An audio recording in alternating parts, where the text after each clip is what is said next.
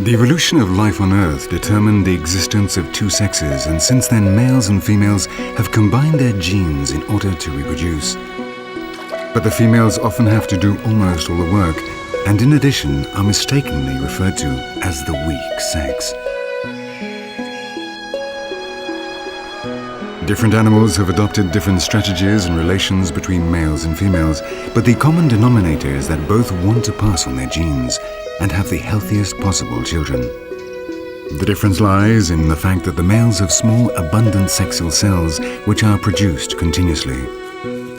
The females, on the other hand, possess the valuable, scarce and enormous ovules. All subsequent inequalities stem from this basic difference.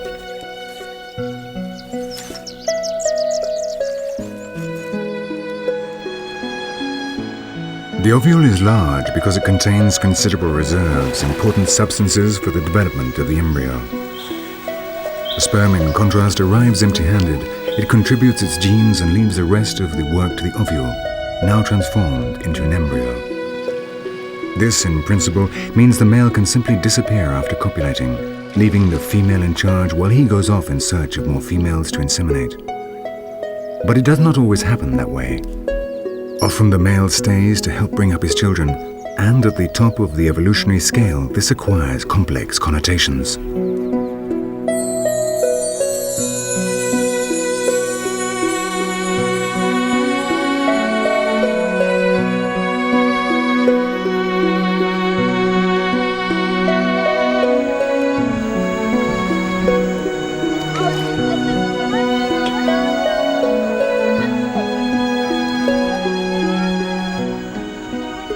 When the female in question is a woman, things should be different, and yet in the majority of the world they quite simply aren't.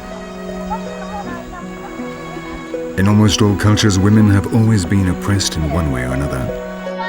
In male hominids, natural selection favored the characteristics of a fighter and protector, making them big and strong, while in females the emphasis was on cooperation and child-rearing. So, from a biological point of view, the physical supremacy of men is quite correct. But we are also cultural beings, and what 30,000 years ago was extremely useful for survival is today simply an injustice.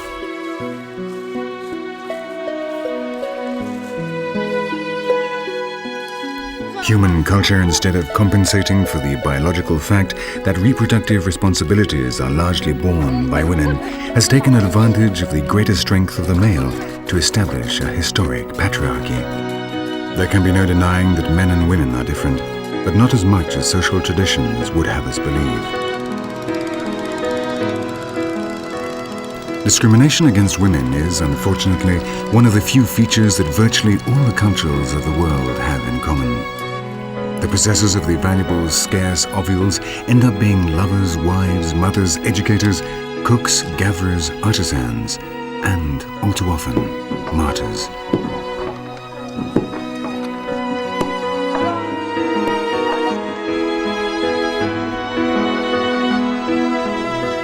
Nonetheless, the biological system was well designed.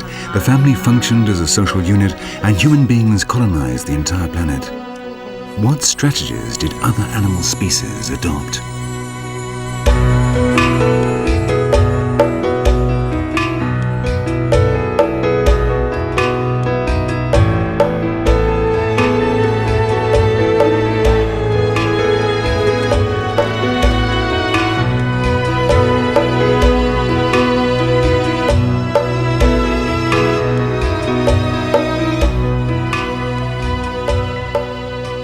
Among the birds, there are such curious cases as that of the ostrich.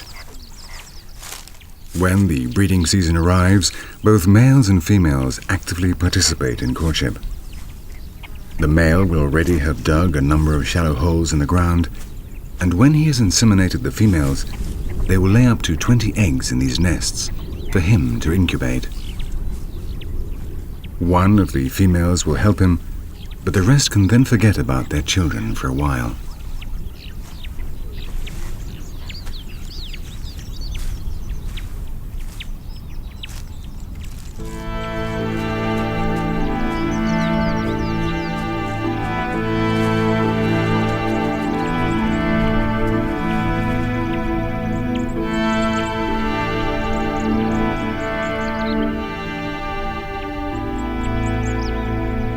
When the chicks of all the females have been born, the male and the different mothers take turns to protect them. It's very unusual among birds for females to deliberately take care of the eggs of others, but the system benefits everyone.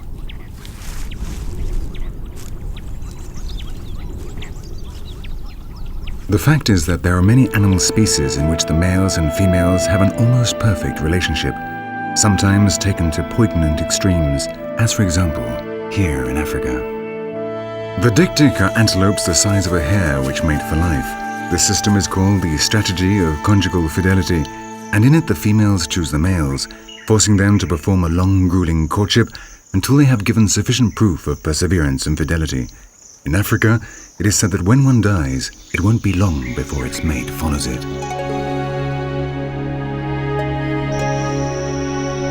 However, the most common mating strategy is very different.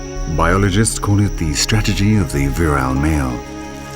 In those species that adopt it, such as this Indian rhinoceros, the females are resigned to receiving no help from the father of their children, and instead devote all their energy to finding the best genes. The females only allow a few males to reproduce. They want only the best genes, practicing sexual selection and forcing the males to compete against each other. The consequence of this strategy is that over time the males become bigger and more powerful, but also more selfish.